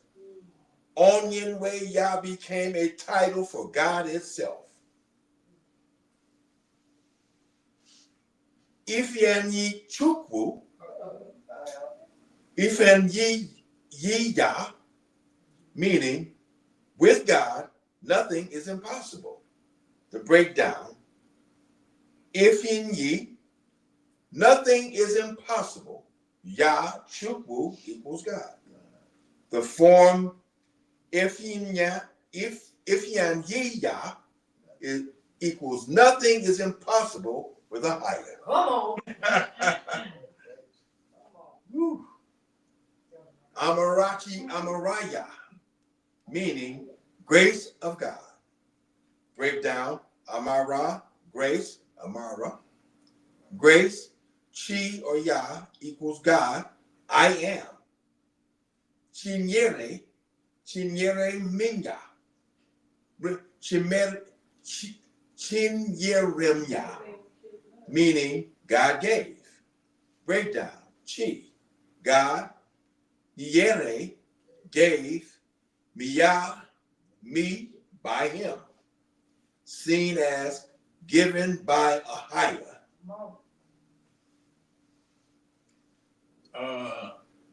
Let's get to this.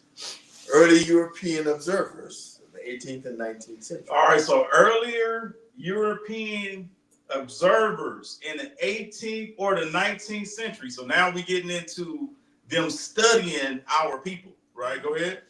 Olaudah Equiano, 1745 to 1797, the famous Igbo man who was enslaved and later freed, wrote in his autobiography, which is the interesting narrative of the life of Olaudah Equiano, that the Igbo's religion and customs resembled the Israelites. He noted practices like circumcision, laws of cleanliness, and the use of names invoking Yah. His testimony is often used as early evidence that Igbo preserved Hebrew elements.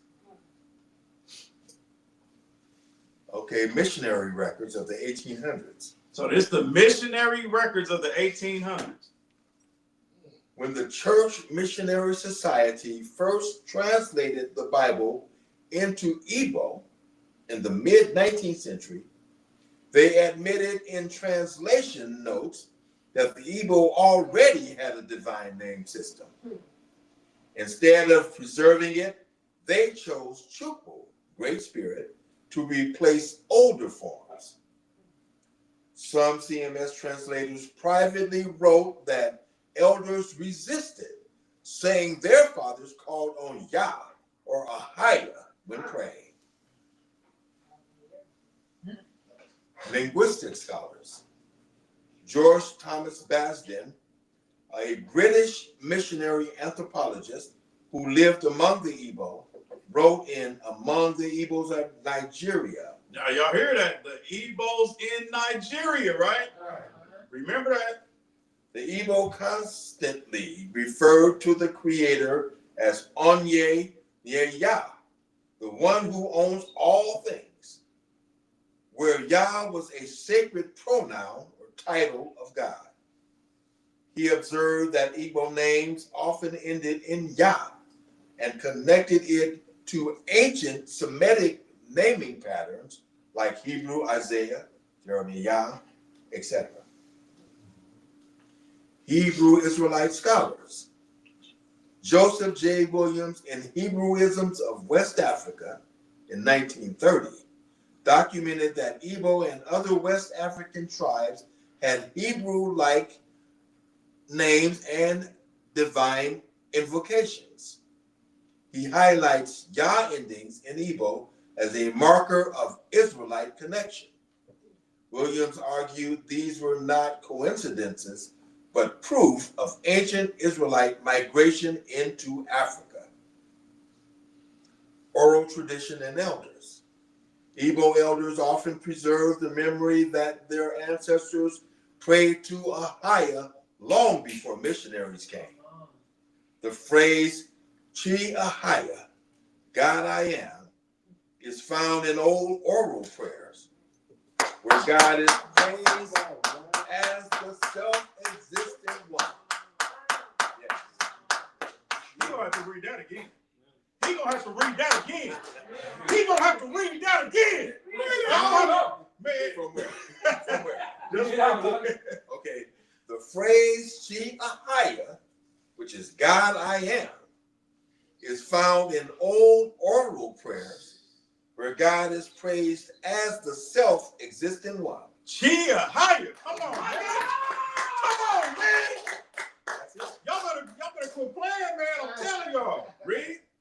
In villages, even today, some elders still refer to the Most High as Onyenwe Yah, owner of all, the great I am. That's it. Summary of historical proof. Equiano. Igbo practices resembled Israelites, including divine naming. Missionaries of the 1800s admitted Igbo already had sacred names, but replaced them with Chukwu. Baston, 1921, recorded Igbo title Onyenwe Yah and noted divine Yah suffix in names.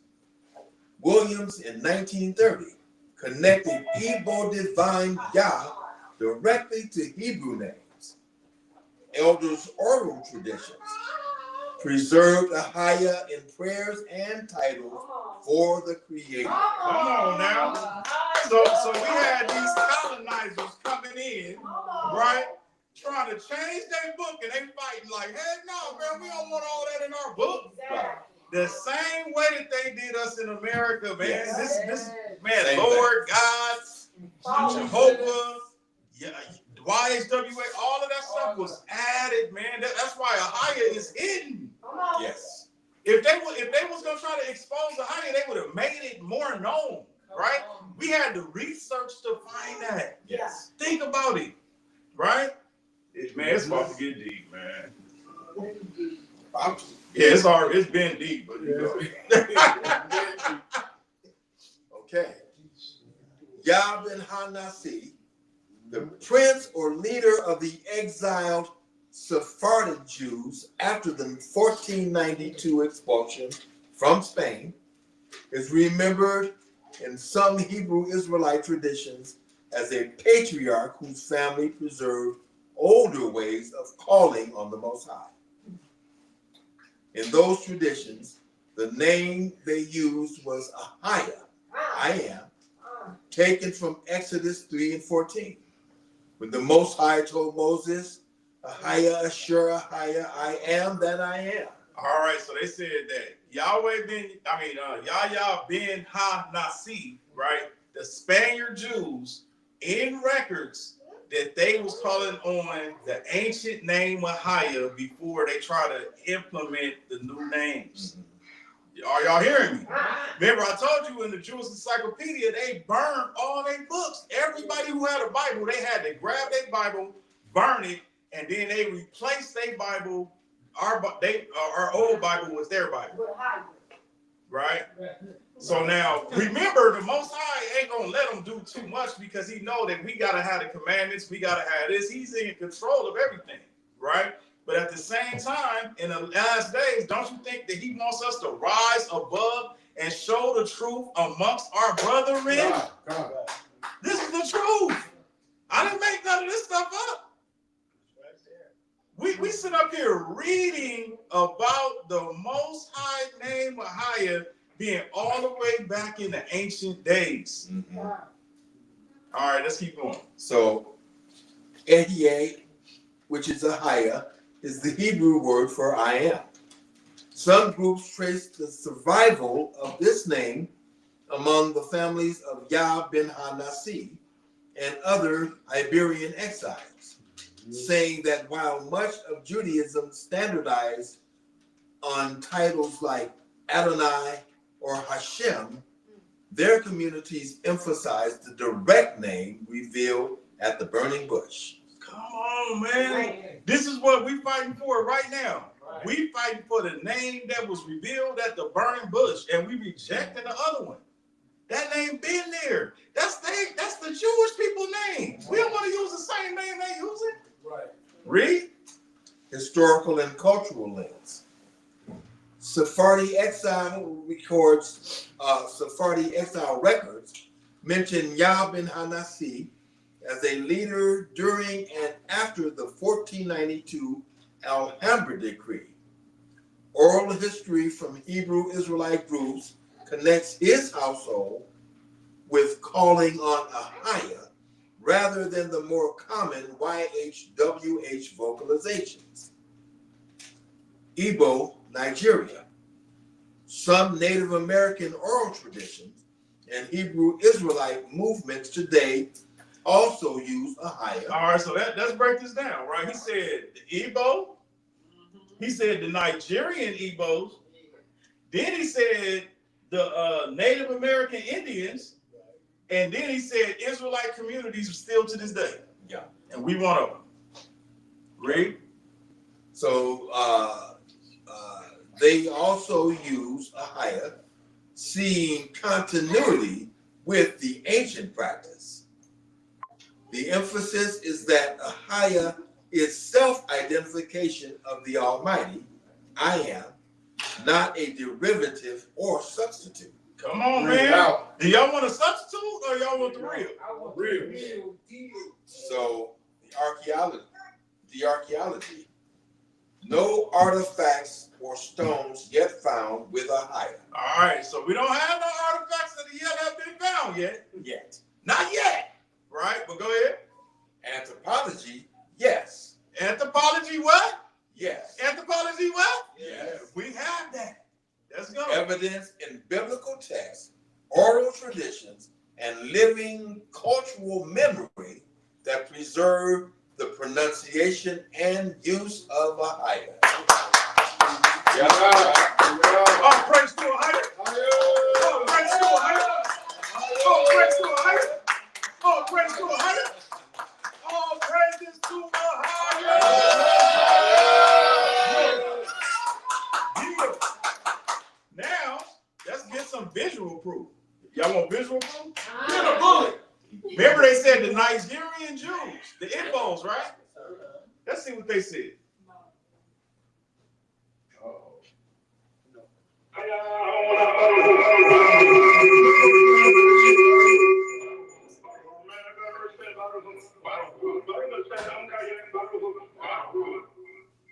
All right, let's play that again. He said in the beginning.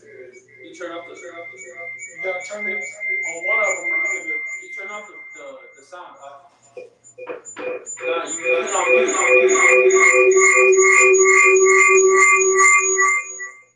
I can't get it. It's on mute. Sorry. It's on the TV. All right, look, this is what we're gonna do. I'm gonna put it on my phone.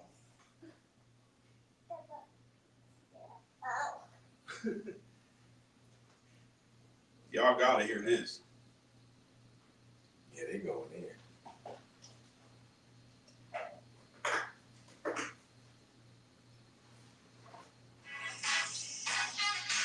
I think that's it.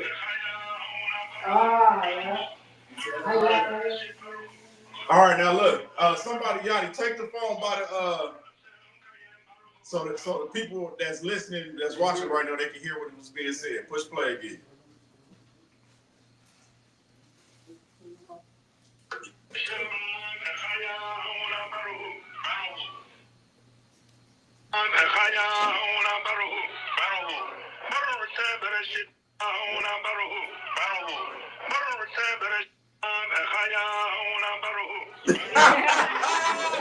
So he's praying with a higher name in it. Come on, man. This is the proof that we need. Okay, so this is a lady singing. It had to be like back in black and white days, so I don't know exactly when she was doing it, but you gotta hear this. So I'm gonna play it from right here, and y'all gotta bring it to the screen.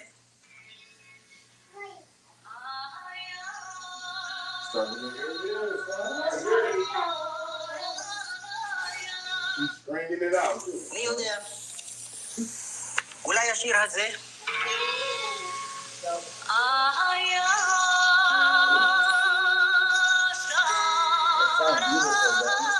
And she said a higher, extra or higher. Yeah, she said AHAYAH UNCUT.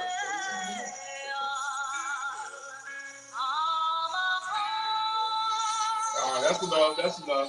So the reason why I'm showing this is because I'm showing y'all that the name has been here.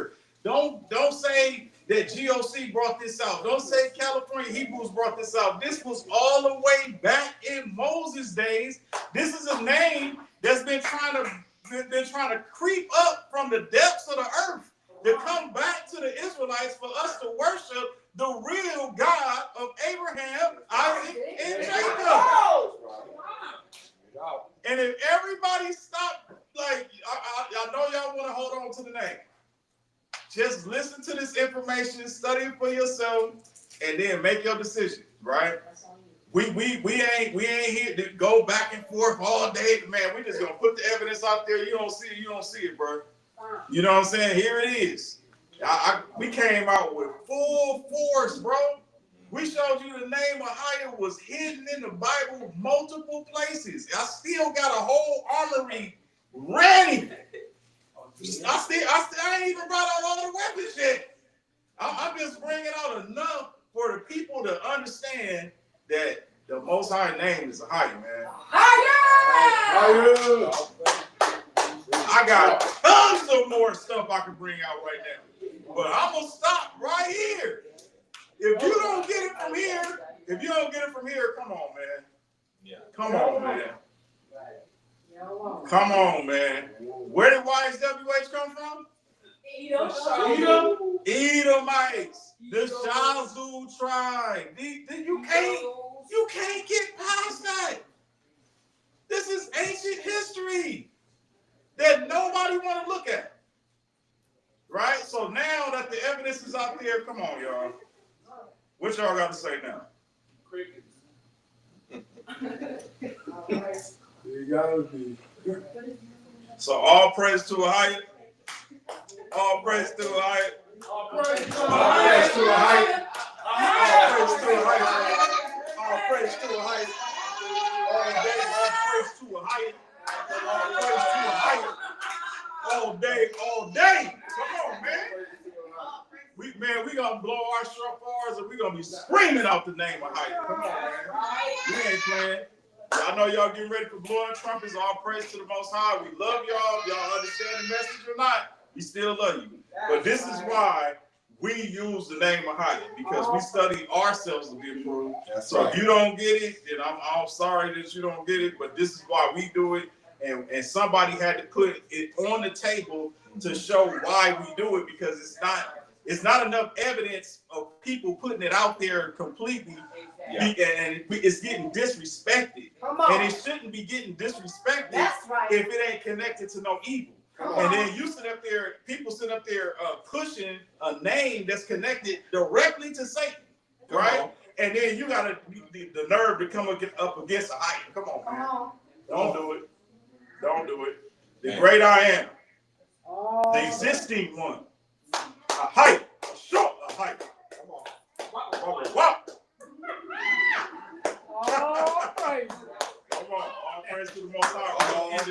Oh, yeah, I got to do that. All praise. Johnny already knows. She in the spirit already. All right, this is for the Hebrews.